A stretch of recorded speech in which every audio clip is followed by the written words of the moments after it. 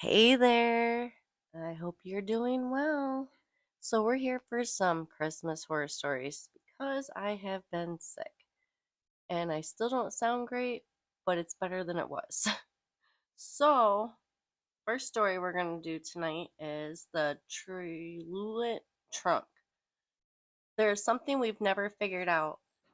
Now, the three living witnesses must be good and fucking drunk in order to talk about it. My brother was 10, my mother was in her early 40s, and my grandma, her mother, was in her 60s. As a result, we were all in agreement. There was no one too old or too young to remember this folly. There is yet to be a bloody response.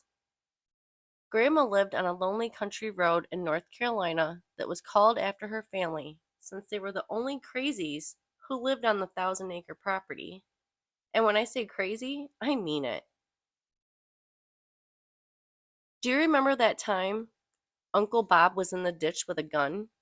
Do you remember that time Uncle Bob was in the ditch with a shotgun? When do you want to go? Her house had been empty for several weeks while she was visiting us in Florida, but we were all back, spending the weekend with her before heading back to Florida. The house is in the country, literally across train lines and beyond a salvage yard, and her nearest neighbor, a cousin, everyone is related to everyone who owns a house on the road, is a long way away. Yes, screaming distance appears to be a true measurement. It's just before sunrise in the morning. We're awake because these are farm freaks who are accustomed to waking up at the crack of dawn. We're having cereal outside when we hear a car pull up. We all rush to the large window. Wait, it says they were having cereal outside. So how did they rush to the large window? I have questions about this story, guys. Well, anyways, we all rush to the large picture window that overlooks the front yard. Curious. There's an odd truck parked there, despite the fact that the engine is idling. No one appears to be behind the wheel. For one thing, the truck is, well, old. It's vintage, perhaps from the 1930s. This vehicle could easily transport the Jode family to California. It's corroded, but it was most likely painted blue at one time. We are perplexed as we stare at the object. Grandma is asked if she recognizes the person. Grandma says, nope, not a clue. She dashes for the phone, intending to contact her cousin and request that he come up. She suspects it's a hired laborer who has arrived at the wrong place. The phone goes dead just as she urges him to come down. Well, that's a little unsettling. A loud and consistent banging on the front door occurs all at once. We're all yelling. My grandmother, who is frighteningly resourceful, gathers us all in the living room, away from a window where we could be seen. While my mother, brother, and I quiver on the couch, she picks a serrated bread knife from the kitchen and carefully approaches the front door. She cautiously peers out a side window. I'll get it together eventually. She returns our gaze and appears perplexed. No one is there, she says with a shake of her head. We're all breathing a little easier. Then every goddamn door in the house starts pounding, nonstop. It's still audible to me, rhythmic and frightening, as if every door is about to split and crack. The sound is also a reverberation at our feet because there were two doors in the basement beneath us. From our vantage position on the couch, we can see the three ground floor doors wobbling and jerking on their hinges. Finally, Mom rushes to the window. I'm not sure if it's from a mental break with reality or sheer dread. Thank God cousin is here, she exclaims. We dash over to her and peer out the front picture window. There is no one in the yard that we can see, but we can't see all the doors from our vantage point. Well, isn't that contradicting what they just said, though? Thought they could see all the doors. Okay, there's a lot of contradiction in this story here. With a shotgun in his hand, Cousin approaches the truck. Cousin, it should be emphasized, owns nearly every firearm ever produced.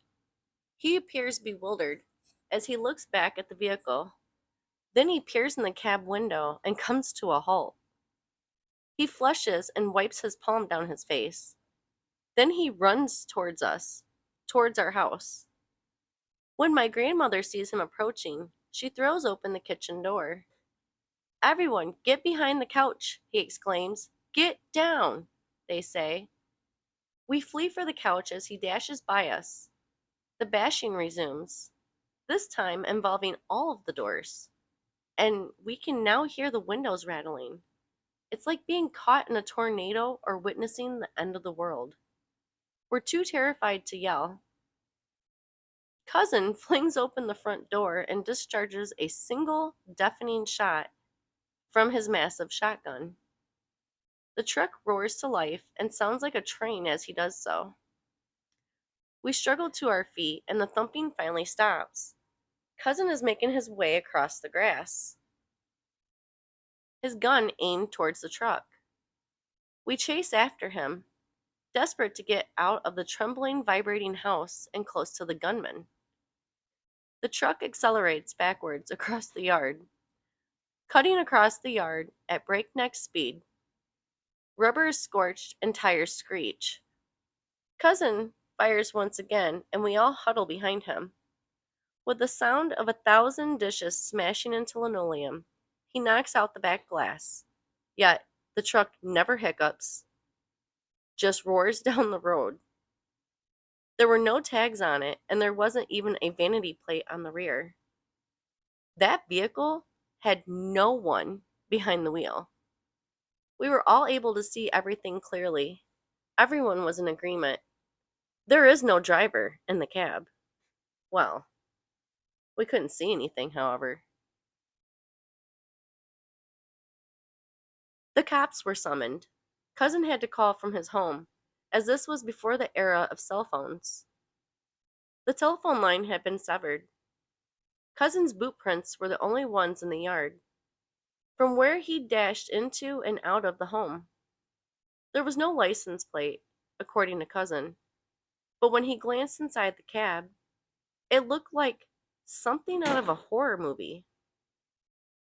He claimed there was a variety of strange shackles, handcuffs, C-clamps, and nylon straps, and that the flooring smelled like blood. Cousin is known for his great sense of smell, and the window was down, so it is feasible. Cousin claimed that he saw a blur out the picture window and raced to fire the first shot, but something missed since nothing or no one was on the lawn or in the truck once he stood there. Then it vanished from the yard and from our life, leaving no answers but a strong sense of worry whenever we returned. Grandma and Cousin are no longer with us. They were deeply religious people who clung to their unchanging versions of the story to the end of their lives. My brother, mother, and I never been able to figure it out, and I believe the cops have as well. We have no idea why all the windows and doors were slamming shut, why we never saw a soul, or how they managed to go around the house without leaving a trace in the moist earth. And that is the end of that story. But, anyways, I just wanted to let you know that I appreciate you watching with me. And we're going to do a couple more stories. We're going to try to keep this kind of short. I've had a long day today. It's been so busy at work. But anyways, um these stories are coming from the book called 50 Christmas Scary Stories by John White. And let's get into some more Christmas horror stories. This story is called The Braves. They've returned, the brave ones. Another Halloween night was here, and the youngsters were ready to show their bravery. Under their footwear, The old house's floors squeak. With only half an hour to midnight, I need to work quickly. Hold on, break.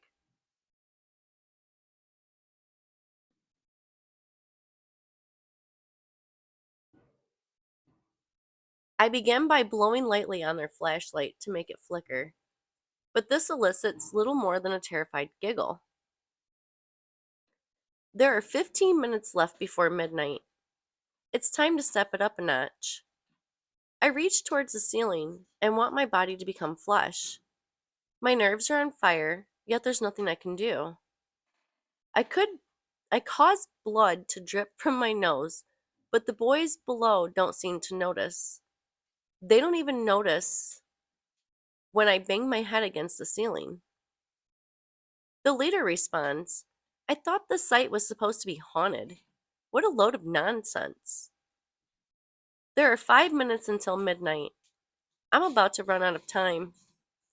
I scream with the last of my might, loud enough for them to turn around and stare at me.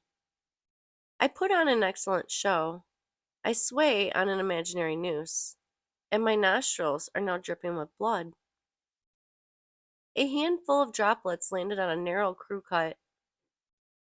Just in time, the boys scream and flee into the night. I hear the thing turn underneath me, its disappointment apparent. For the time being, it sleeps, but I will fail one day. I won't be able to scare the boys in time because they will be too daring. They'll wake up. They'll Let me start that over. They'll wake it up one day. And that is the end of that story. Honestly, I'm still trying to figure out, is it a ghost that was trying to scare these kids? This is a very short story and they don't really tell you a lot. But I think it's a ghost trying to scare these kids out. I want to know what's in the basement. That's it. I just want to know what's in the basement. The thing turned underneath me. It's disappointment apparent. Well, what is it? I need more information. Anyways, the next story is called The Enemy. I hurled myself through the entrance and leaped over the overturned, long dead refrigerator in front of me, which had acted as an ineffective barricade. My legs drove me through the room and out into the short corridor. I couldn't stop eating the fridge's expired contents, which, despite their stink, appealed to me after several days without meals. Mm-mm. I'm gonna eat leaves before I eat spoiled food. Grass. I'm telling you, I'll eat bugs before I eat spoiled food. That's gross. Anyways, despite my hunger, the shrieks of misery and screams for compassion around me pushed my body forward and gave me an unexpected burst of energy. We were at battle with each other. In front of a small bathroom, I came to a standstill. There was a noise. Something is lurking behind the shower curtain. My fear grew worse, and visions of the enemy began to fill my head. Mercilessly, animals dressed in human skin, consuming indiscriminately without regard for appeals or arguments. Zombies. It had all started with a virus, as we had all predicted. The first infected were a bit of a stereotype. They had lost all sense of humanity, just irrational hatred, deformed bodies, and a primitive desire to devour others.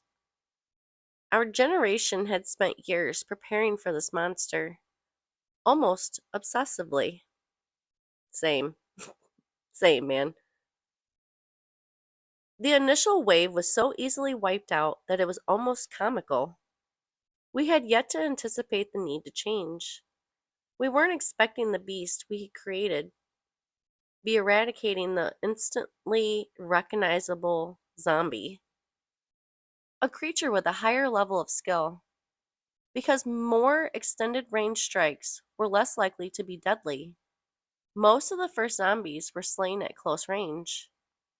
Even before the pandemic, we had conditioned ourselves to associate infection with death when it came to zombies.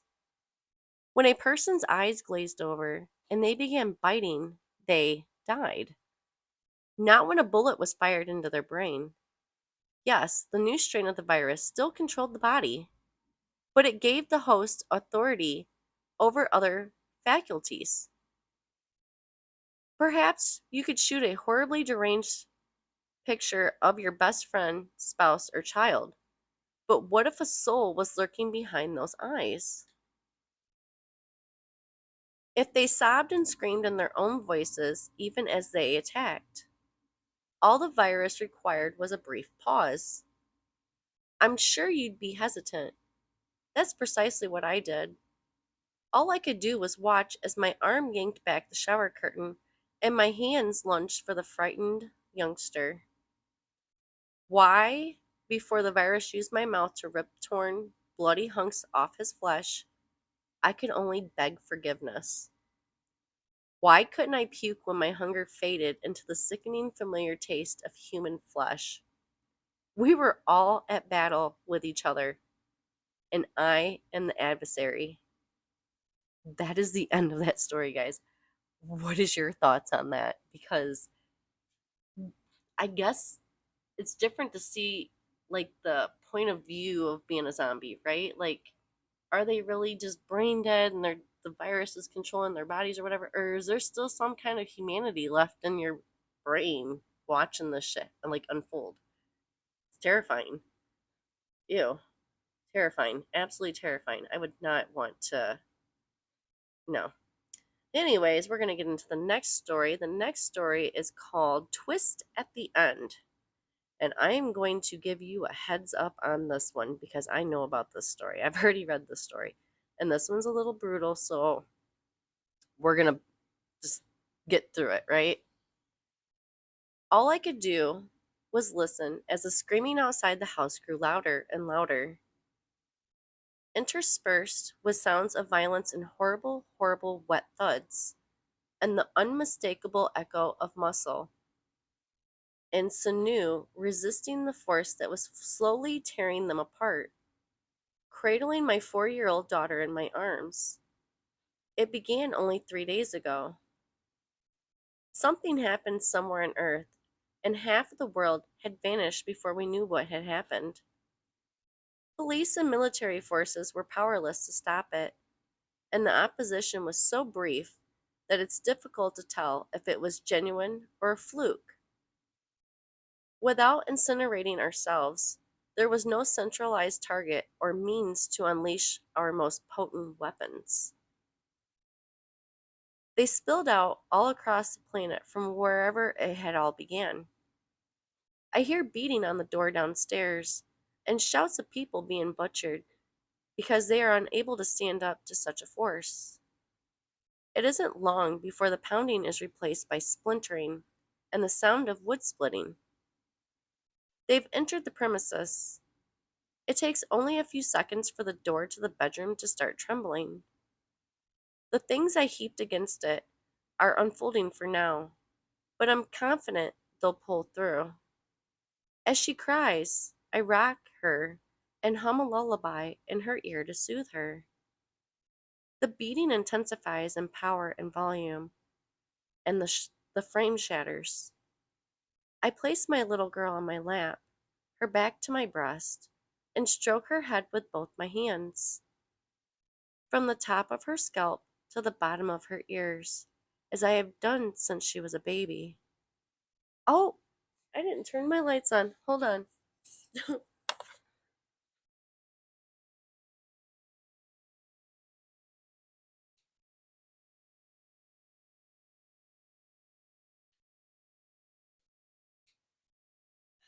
There we go. No, it doesn't look so. I think Zeus knocked over the tree. Oh, she did. Oh, well, we're just going to leave it for now. Anyways, let's get back to the story now that I turned the lights back on. It was, and the tree messed up the other lights. It's a struggle. Anyways, We're just going to keep going. It's just how she likes it. The effect is immediate. Her frantic sobbing settles into a sequence of cries and hiccups, her tiny body shivering in fear against mine. I keep singing to her, stroking her hair, acting as if nothing is out of place, as if nothing isn't a single thing wrong with her. She settles down, agonizingly slow, in the reversed cadence of splintering wood. As I continue caressing her down the sides of her head, I can feel it as she relaxes. She falls silent, her body relaxed, after a final hiccup of a sob. I twist her neck with a forceful jerk, accompanied by a dry snap of a sound, and she doesn't have time to realize what's going on.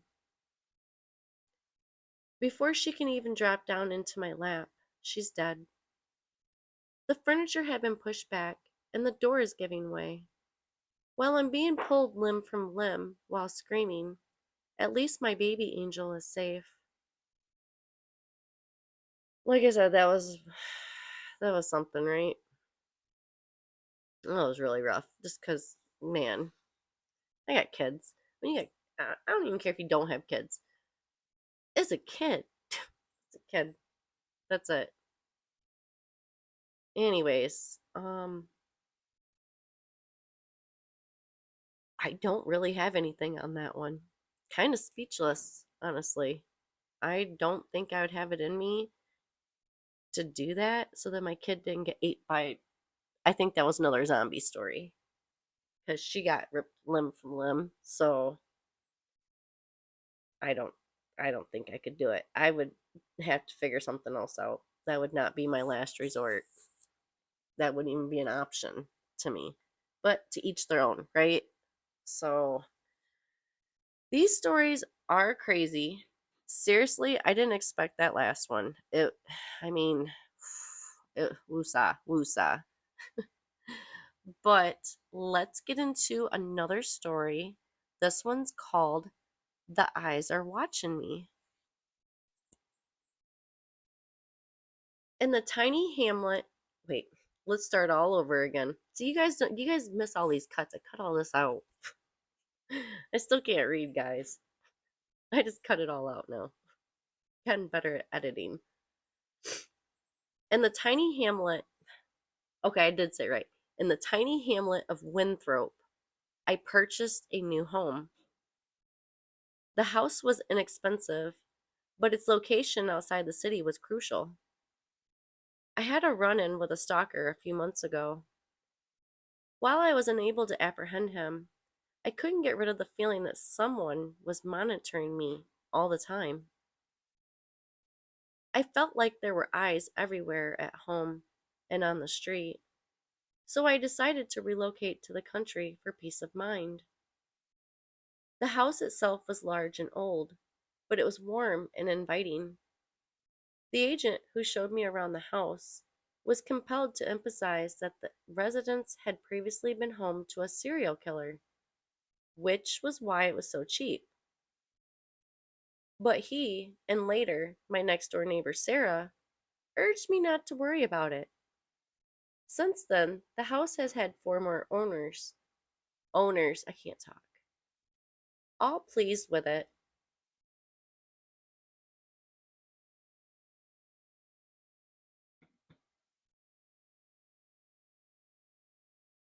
The house was fantastic. It has lovely interior furnishings that are very comfy.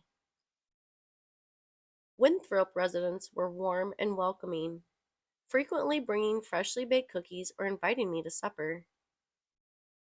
Get togethers were the key to ensuring that everyone who lived in Winthrop loved it there, they stated. After a week, however, I stopped loving it. The feeling of being watched returned and was far more terrible than before. I attempted to ignore it, but I began to lose sleep. My eyes went puffy and I began to yawn almost as often as I breathed. Sarah was gracious enough to allow me to spend a couple nights at her home.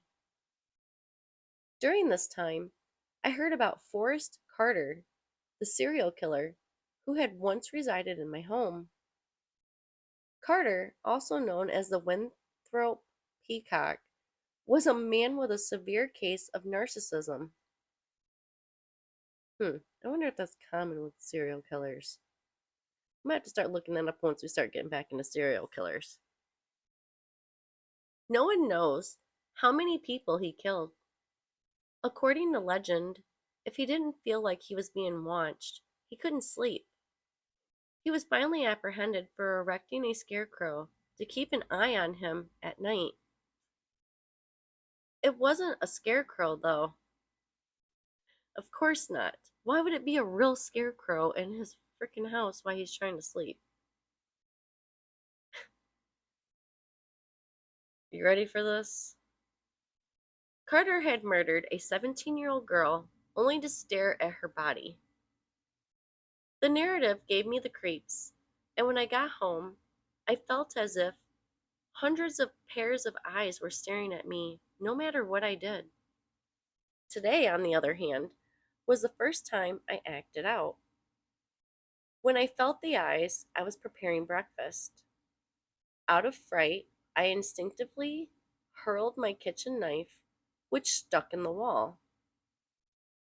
I stared at a pair of formaldehyde pickled eyes as I took it out. Get out of here. Get out of here. No. No, I told you guys, I have a thing about eyes. That's gross. That is gross. I don't want to see eyes staring out from a wall at me, okay? That's, no. Mm-mm. Deuces. Deuces. I'm out. Don't call me. I'm not going to come mess with the eyes. We're going to call somebody else. It's police job. Let them come do the shit, because that's not my job. I can't. I'm done. Not eyes. For hours, I've been watching the cops remove the drywall from my home. They've discovered 142 pairs of eyes in little glass jars thus far. That's like a nightmare for me. That's such a nightmare for me. Oh my god, I hate. No, not the eyes. Leave and toes. Don't fuck with the toes either. Come on now. The scariest part was that they were all staring at me, and that is the end of that story. Absolutely not. The House of a Million Eyes. It's not even a million. There was 142 pairs of eyes. That's still too many. The only eyes that should be in that house are mine and maybe my family members and friends when they come over. But they're in something, right? They're not in glass jars staring at me through the wall.